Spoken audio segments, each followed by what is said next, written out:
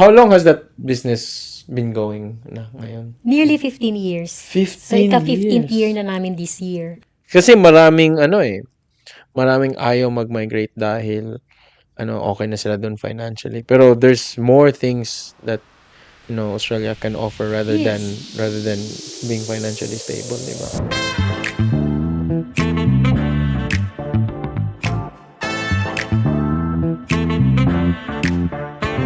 Hi guys, Agento, welcome again once to our podcast. I am now with our very own Ate Alice Nicolas Hi, from everyone.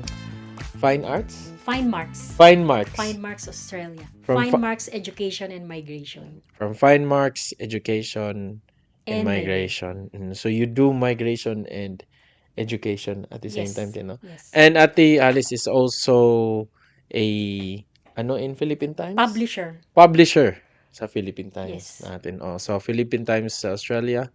You guys know the newspaper that we read every day dito sa Australia, Melbourne. Not every day. Every other day. She's the publisher of that as well. Thank you so much for joining us. Thank you as well. No worries. We're just gonna ask a few questions about Ate Alice's, journey dito sa Australia, kind of siya dito, and and then we're gonna talk about What I do. what she does, and yung how mga tips to become a international student dito, or yung migration as well, how to migrate to Australia, or mga tips nun.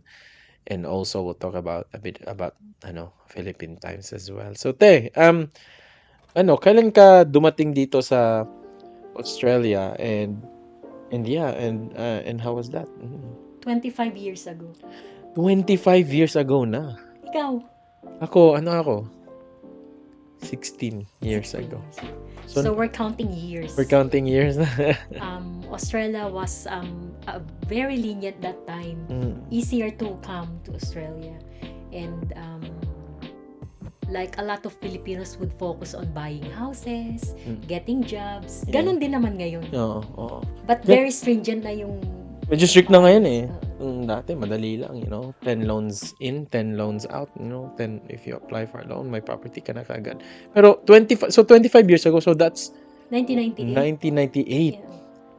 So magta 26 ka na this year. Wow. How does it feel like living here 26 years of your life? Parang nag-integrate ka na. At the same time, Filipino ka, but you still look after Australia. You still protect Australia because this is your second home. Diba? Yeah, oo.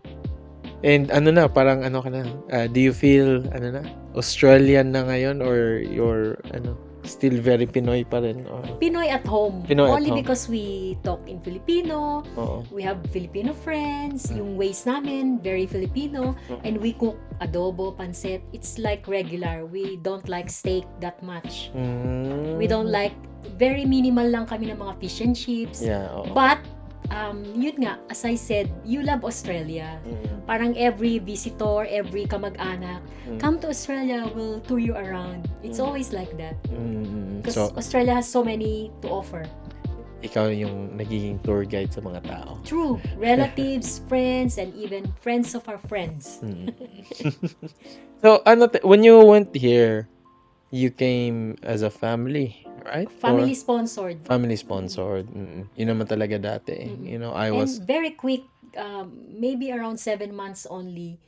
And yun nga yung lagi kong ina-advise sa tao. Pagka magmamigrate ka, focus on what you need to do. Parang if there's like a medical assessment, do it. If you're up for citizenship, do it. Kasi may mga forms yan eh. Para dire-diretso. Para mabilis. Kasi ngayon, ang hirap-hirap na talaga. So, 7 months lang yung processing time dati. It was Mabilis. 1998. Tsaka parang paper application pa yata, no? Wala pa namang ano. Wala pa namang Wala pa Digidocs. internet noon yata. Oo. Wala pa email address noon. Oo. 7 months. Tapos, when you got here, were you PR na straight away? Or? PR na. PR na. The whole Straight- family. The whole family was PR na. That's really nice. So, madali lang, no? That was way back 1998. And then, when you got here, marami pa bang Pinoy dati and all? Or, how is it like? How do you see it changed now from 25 years ago to now? What's the Ah, main differences that you've oo, seen? kasi we were sponsored by my brother. So, Mm, we lived in their house for about 6 months. okay. While we were, basta ang advice niya sa amin, huwag kayong munang mangungutang ng yung mga cars na expensive, huwag kayong Mm, mga bags, huwag kayong ganon. Parang you focus on your career. mm. So, I applied for a scholarship sa Monash. Okay. Pero, and then I got the scholarship naman. So, while studying, yun pagkatapos ko, kinuha na rin ako sa Monash Uni. Kasi Mm, parang may opening doon finance, mm, corporate finance. mm, So, I started there. Yun mm. na, nagdire-diretso na. So you studied here pa pala. How old were you when you got here, te? Ng 1998, if you don't mind me asking. Siguro mga 30-something. 30-something? Oo. 30-something na Oo. na. Oo. Pero, so family sponsored. So kasama mo yung, so you were married already Yeah. that time, no? And I was doing good in the Philippines. My career was really, really okay. I was working sa De La Salle University, Okay. sa TAF. Yeah. So, I was being like groomed kasi I finished my doctoral, my masteral. So, I was really aiming to teach. Mm-mm. Pero kasi dumating yung opportunity. So, I had to So you moved. go to Australia. Yeah. Pero back home, we were doing okay. And Mm-mm. my husband, engineer siya, civil engineer. So, they were doing yung mga MRT. Oo, Mm. kaya lang, mahirap kasi sa Philippines I was like dreading the traffic every day. Mm. From Quezon City to TAF, Mm. it will take me like 2 hours. So, 2 hours, and then going home 2 hours. So, Wait, this was 25 years ago. 4 hours na uubos sa buhay ko. Yeah, I said, every day. I need to do something. Of course. What? So 25 years ago, Traffic na. traffic na. Until Ngayon, now, pag traffic pa rin. Pag umuwi kami, traffic pa rin. ay, nako, so wala pa ring changes, no? Ganun pa rin. So, so you made that drastic change moving to Australia from Philippines. What made you decide? The traffic. The traffic. Yes, because if I will be staying at La Salle, perfect na yung scenario for me because I really wanted to be in an academic community. Academe is really my parang doon ako nagta-thrive. And we were doing like mga research na, like I was teaching, I was in the admin, promoting De La Salle. So, di ba, parang okay ka na, you have little kids. But you really need to aim higher. And what was that aim that you wanted? What were your goals and why? Kasi every time na nagko-commute ako, there's something wrong. Sabi ko, yung time ko, tas pag na-ospital yung anak ko, parang ika-6th time na niya na na-ospital kasi meron siyang asthma noon na grant yung visa ko, nasa ospital kami, nag-book na ako ng ticket.